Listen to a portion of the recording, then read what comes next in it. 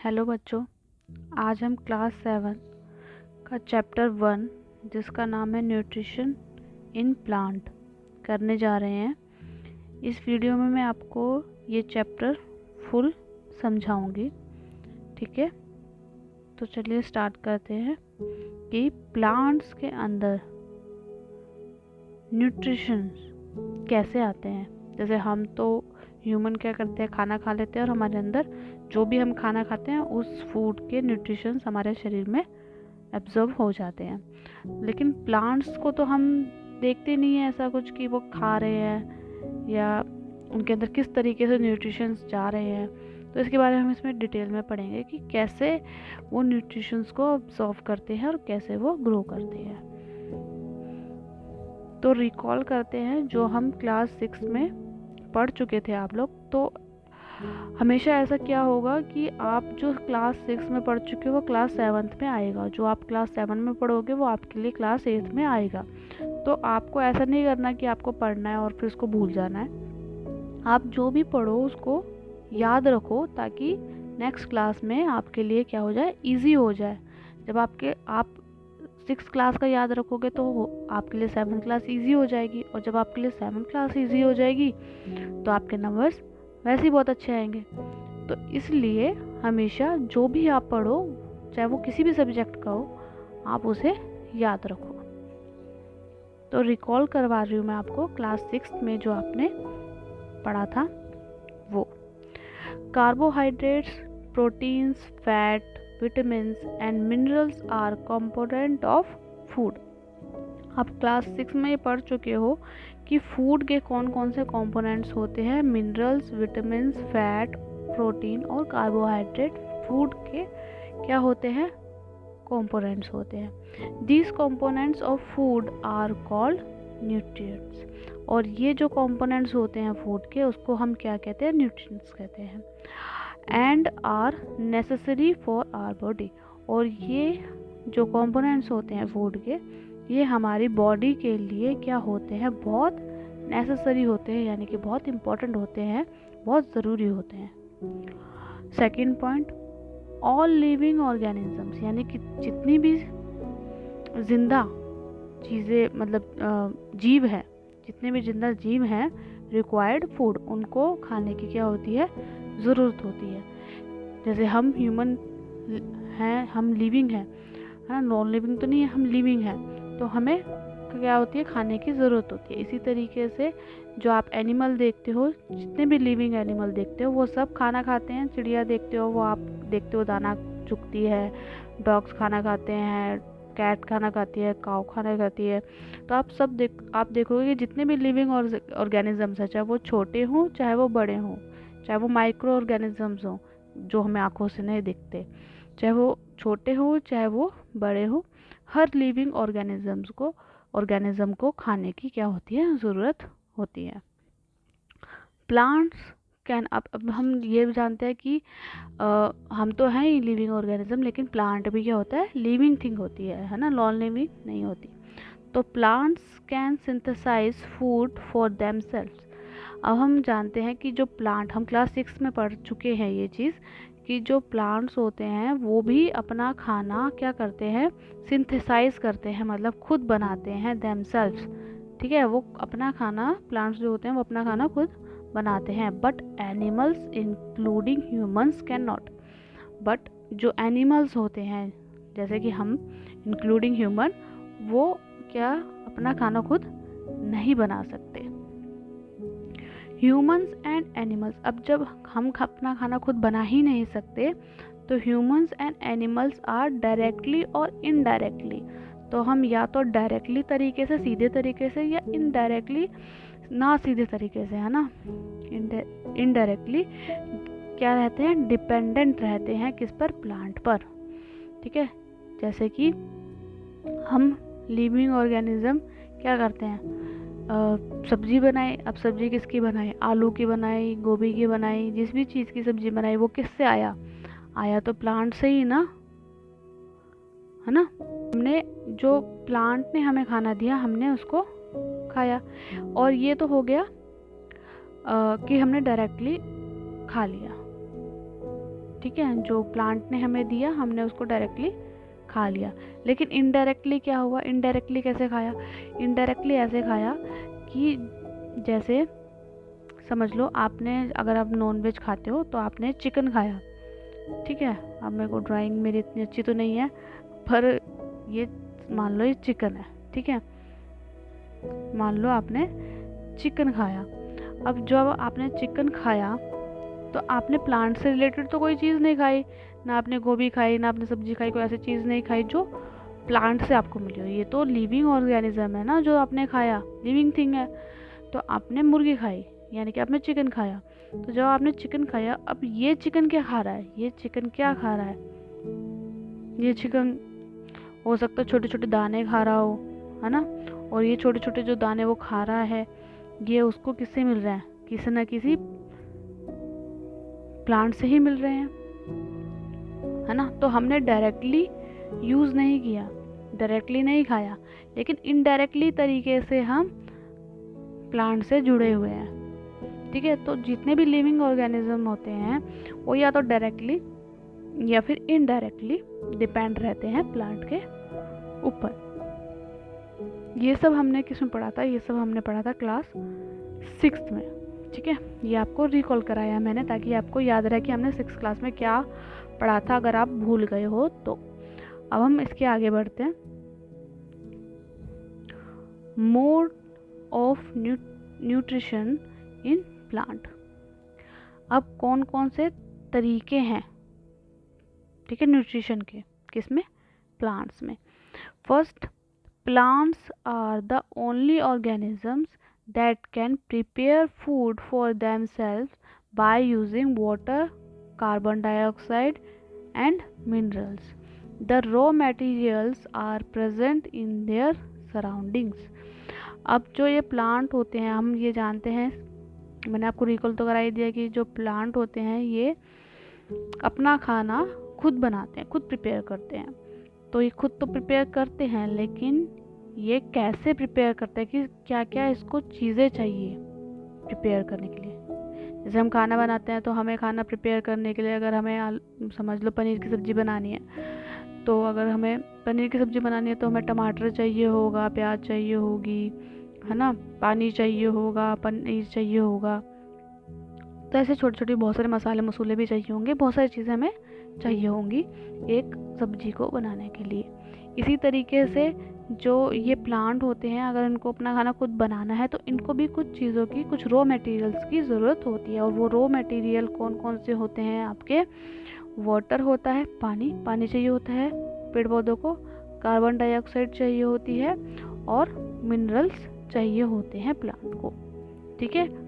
जो कहाँ होते हैं ये रॉ मटेरियल्स, कहाँ पर होते हैं, प्रेजेंट इन देयर सराउंडिंग्स, जो उसके पेड़ के सराउंडिंग यानी उसके आसपास होते हैं, प्रेजेंट होते हैं, वहीं से ये उनको लेता है और अपना खाना प्रिपेयर करता है।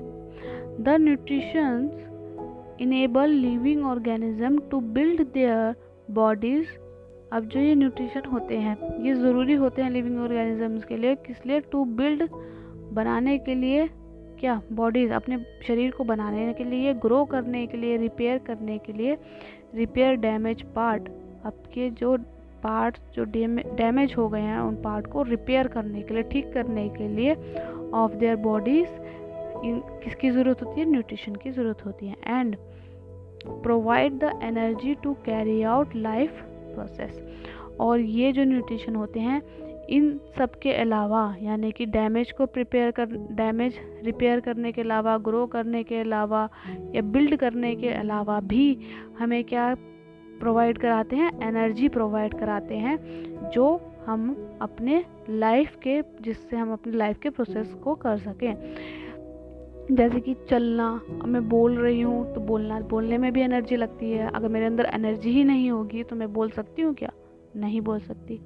देखना, सुनना, है ना, महसूस करना, जो भी आप करते हो, खाना, दौड़ना, हिलना, यहाँ तक कि अपनी उंगली हिलाने के लिए भी आपको किसकी ज़रूरत है, आपकी बॉडी को एनर्जी की ज़रूरत है। और ये एनर्जी हमें कहाँ से मिलती है, ये एनर्जी मिलती है हमें फूड से। फूड के अंदर क्या होते हैं, न्यूट्रिशन होते हैं, और इन्हीं न्यूट्रिशन की हेल्प से हमें एनर्जी मिलती है, जिससे हम अपने लाइफ के प्रोसेस को यानी कि चीज़ों को कर पाते हैं, लाइफ की क्रियाओं को कर पाते हैं।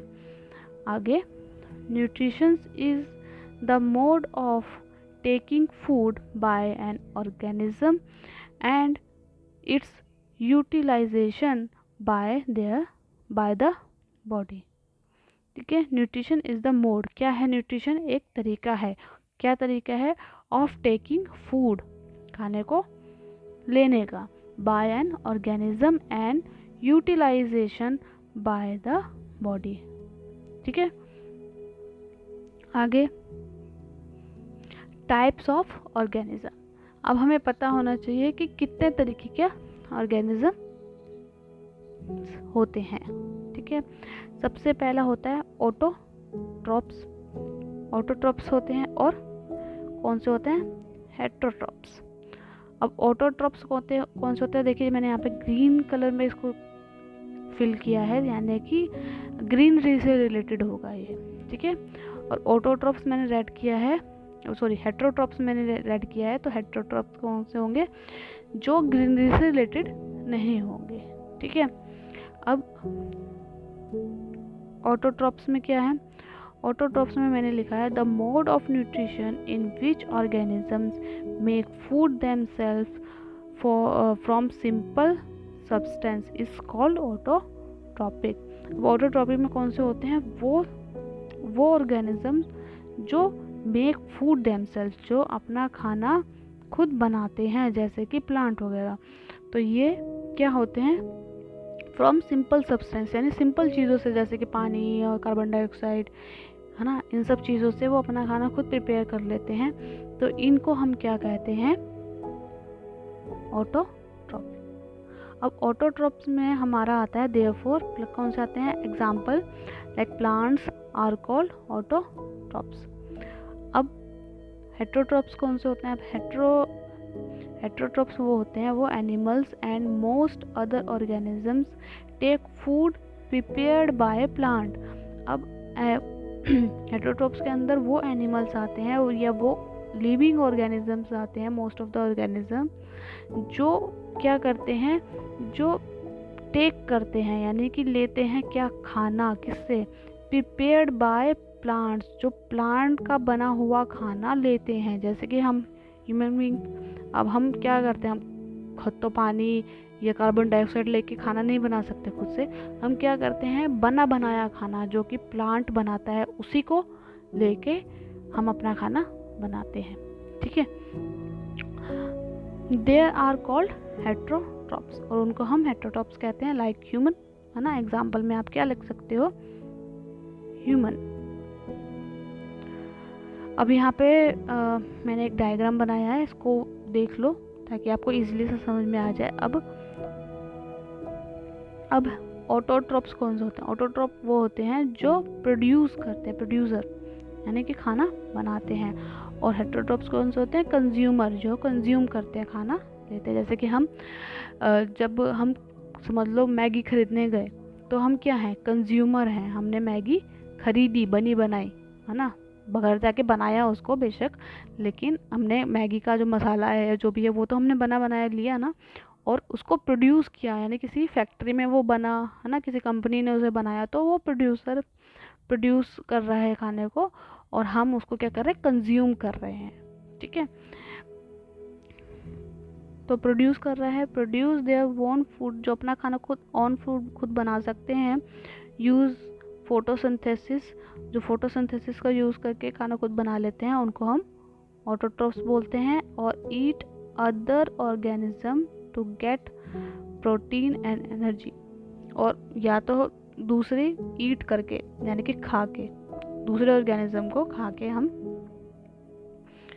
प्रोटीन या एनर्जी को लेते हैं, गेट करते हैं, उनको हम हेटेरोट्रॉप्स कहते हैं। अब यहाँ पे आप देखोगे कि सन से ग्रास क्या कर रहा है? फोटोसिंथेसिस करके अपना खाना खुद बना रहा है, तो ये क्या हो गया? ऑटोट्रॉप हो गया। अब यहाँ पर इस घास को इस ग्रास हॉपर ने खाया, ठीक है, और इस ग्रास हॉपर को इस मेंढक ने खाया। अब क्या हो गया? ये इनडायरेक्टली तरीके से तो ग्रास से ही जुड़ा हुआ है ना, क्योंकि इसने जिसको खाया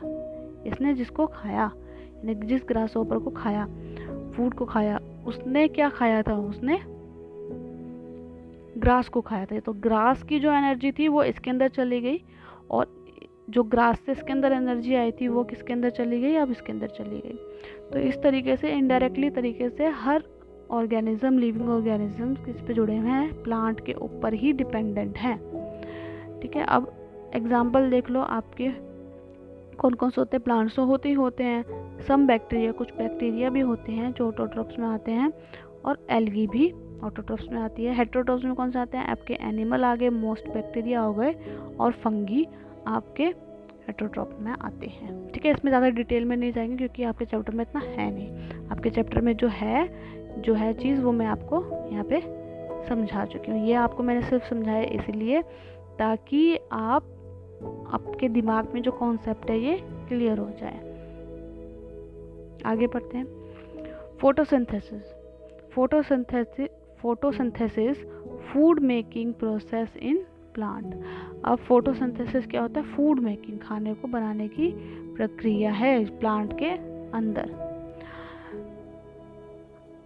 leaves are the food factory of plant. अब जो लीव्स होती हैं, जो पत्तियां होती हैं, वो क्या होती हैं, फूड फैक्ट्री होती हैं किसकी, प्लांट की फैक्ट्रियां होती हैं जहाँ पे खाना बनता है। जैसे मैंने आपको बताया मैगी है ना, अब मैगी कहीं बनती है, कहीं फैक्ट्री में बनती है, तो वहाँ खाना प्रिपेयर हो रहा है, वहाँ पे खाना बन रहा है, रॉ मटेरियल्स को लेके खाना बनाया जा रहा है, मैगी को बनाया जा रहा है। इसी तरीके से लीव्स भी क्या है, फूड फैक्ट्री है किसकी, प्लांट की।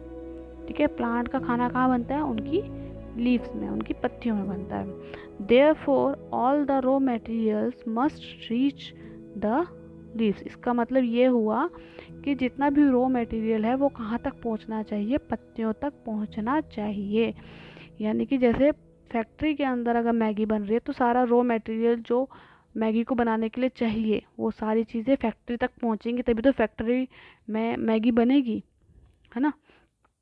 इसी तरीके से जो लीव्स होती हैं, जो पत्तियां होती हैं, वो उसकी फैक्ट्री होती है पेड़ की, है ना, पेड़ की वो फैक्ट्री है। तो फैक्ट्री तक सारा रॉ मटेरियल तो पहुंचना चाहिए ना, ताकि वो अपना खाना बना सके।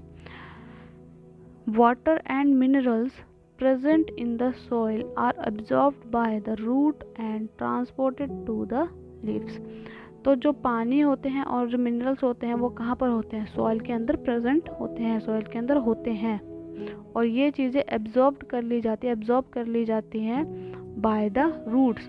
जो पेड़ की जो रूट्स होती हैं, उस रूट से ये मिनरल्स और वाटर को एब्जॉर्ब कर लेता है और ट्रांसपोर्ट कर देता है, यानी कि उसको एक जगह से दूसरी जगह। ट्रांसपोर्ट करने का मतलब क्या होता है, एक जगह से दूसरी जगह पे भेजना। जैसे हम बस से ट्रांसपोर्ट होता है ना, हम बस में बैठते हैं, एक जगह से दूसरी जगह पहुंचते हैं, और ट्रेन हो गई, एरोप्लेन हो गई, ये सब ट्रांसपोर्ट है।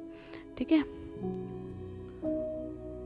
तो ट्रांसपोर्ट किया जाता है उसे टू द लीव्स के अंदर उसको भेजा जाता है, ताकि सारी चीज़ें लीव में इकट्ठी होंगी, तो तभी तो लीव खाना प्रिपेयर करेगी, है ना, तभी तो पत्ती खाना प्रिपेयर करेगी। Carbon dioxide from the air is taken in through the टिनी pores present on the surface of leaves.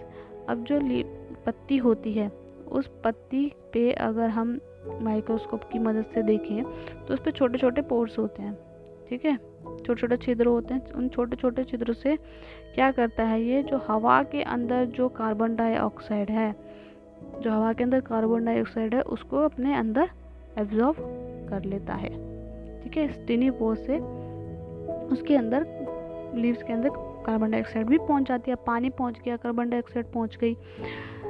These pores are surrounded by guard cell, और ये किसके आसपास होते हैं, गार्ड सेल होते हैं, उसके आसपास सराउंडिंग में होते हैं ये।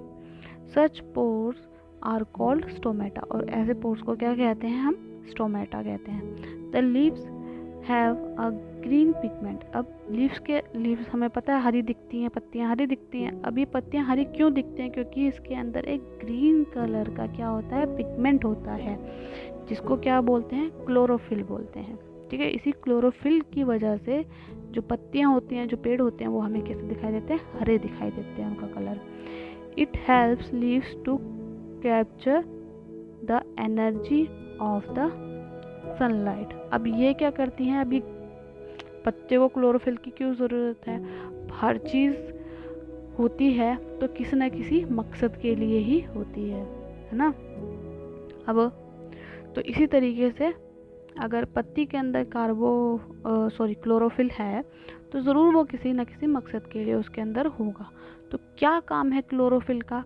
क्लोरोफिल का काम है हेल्प, मदद करना लीव्स की टू कैप्चर, क्या पकड़ने के लिए, क्या कैप्चर करने के लिए, एनर्जी को कैप्चर करने के लिए।